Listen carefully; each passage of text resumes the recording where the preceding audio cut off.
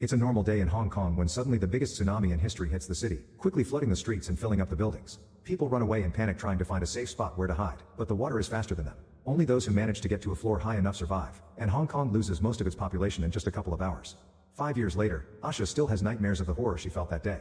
However, every morning she bottles up her fear and pushes through to keep on surviving. She's living in a high building that is in ruins, and she takes advantage of the trash to keep her things hidden from potential enemies. She's been savaging anything useful for the water for years and has created hiding spots all over the apartment, like making a hole under the couch cushions. Every morning, she goes to the roof and gets some clean water from her secret stash, which is also carefully hidden. After drinking some tea, she listens to the radio, but she ignores the recorded message informing about a government shelter with supplies and chooses music instead. She's careful to use headphones to avoid making extra noise. Next, she uses a towel to gather the morning dew, which she adds to her stash of water bottles. She also measures all the bottles to keep track of how much clean water she has left, and she can't help worrying because it hasn't rained in a while. Once her chores are done, she eats instant noodles while remembering the beautiful restaurants with delicious food she used to visit with her friends. Afterward, Asha uses binoculars to watch over the area. Only the top of the buildings can be seen sticking out of the water, and occasionally those buildings would start crumbling down. She also makes sure that the few surviving neighbors are still in their apartments. Suddenly she sees a box floating in the water and rushes to a different window, where she's installed a makeshift harpoon-like mechanism that she uses to scavenge. With one quick shot she manages to catch the box, but when she tries to pull it in, something in the water drags the box down and makes her hit the edge of the window, hurting her arm. Asha ignores the pain and keeps on pulling against the mysterious strength, falling back from the whiplash when the creature finally lets go of it. Then Asha brings the box inside, and the animal has its revenge by sending a wave against her. The box mostly has trash in it, but she also finds a bottle of alcohol. On her way back to the roof, Asha stares at the door at the end of the corridor before moving again, clearly upset. On the roof, she uses the alcohol to clean her wound before wrapping it up and drinking the pain down. In the evening, she hears screaming and looks outside to discover two boats of violent scavengers have come by and are attacking the neighbors. There's also a man on the other roof looking at her building, so Asha hides for a few seconds before looking again. It seems the boats are coming to her place, so she rushes downstairs, hides all her daily things, covers her mattress, and even throws some dirt on the hallway to make it look live-in. Then she hides behind a fake wall in a closet, making sure to keep silent as the scavengers get into the room and begin looking around for food, even checking the closet. Thankfully they don't find anything, but Asha gets startled when she hears a shot. A boy just shot his gun because he thought something moving, but it was a mistake. After the group is gone, Asha cries in relief and tries to calm herself down with a nice memory. Before the tragedy happened, Asha had gained a half-sister and she took her out for a meal to start bonding. The next day, she finds another box and among all the junk inside, she's excited to find a jar of honey. However, her happy moment is ruined when she sees a body floating in the water. Sometime later while Asha is busy, someone sneaks inside and starts taking things from Asha's secret spots. Asha thinks she hears something but can't see anything, so she ignores it for now. When she gets ready for bed, she hears another noise and goes to investigate with her flashlight, but once again there's nothing. Next she washes her face and leaves the soap out on purpose to finally catch the intruder, who turns out to be a little girl. Asha grabs the shoulder to confront her, but the child kicks her and runs away. She takes a few more things including Asha's makeshift lamp and goes down the corridor, but before she can open the mysterious door, she hears Asha coming and leaves again. That night, Asha dreams of the time she went shopping for clothes for her sister's birthday, and how she told her best friend that she was eager to leave her parents' house. When she wakes up, she notices part of her food stash is missing, so Asha begins following the empty wrappers on the floor and finds the girl sleeping with the lantern. She doesn't have the heart to wake her up, so she goes to do some cooking instead. When the girl finally awakens, she goes around looking for more hidden compartments. Inside a fake outlet, she finds an envelope with pictures of Asha and her sister, only to be caught red-handed. The child runs away and Asha hurries to put the pictures back in their place, not noticing she accidentally dropped one. Afterward she makes a second portion of noodles and brings it to the child while remembering the night of her sister's birthday dinner. Their parents gifted her the family's necklace, which made Asha angry because as the first child, she was supposed to get it. An argument ensued and Asha ended up leaving. Back to the present, it's shown that Asha is wearing that necklace now. The girl ignores the food offer, so Asha leaves it next to her and leaves. The child eats it all and moments later, she notices Asha left a mattress for her too. She doesn't use it, but the next morning, she gives Asha back all the things she stole. For lunch, Asha makes 2 portions of noodles again and leaves one for the girl to then go eat on the roof. However, the child soon joins her and copies everything she does, causing them to laugh and bond. It makes Asha remember the happiness of her old life again. In the evening, the girl finally accepts to take the other mattress and sleeps next to Asha. Soon she starts crying and tries to hide it, but Asha tells her it's okay to cry and be scared. The girl misses her family but thinks she'll see her mom soon because she's building a boat to find it. She also mentions her name is Hey Hey. After another night full of nightmares, Asha takes Hey Hey with her to the roof to go through the routine. Hey Hey is playing around with the door and removes the tape Asha put on the lock, so when the door accidentally closes, they can't open it from the outside. Asha is upset, but Hey Hey immediately shows her she can pick locks and opens it again. Later while Asha is getting a new meal ready, she realizes her necklace is missing.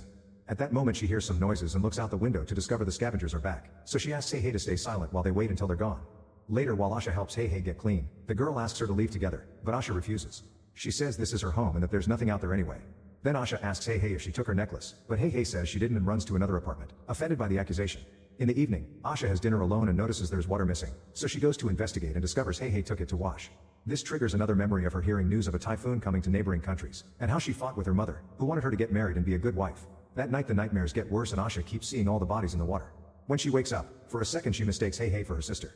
Afterward, Asha teaches Hey Hey how to deal with the electricity in the building, but Hey Hey interrupts to ask about the door at the end of the corridor.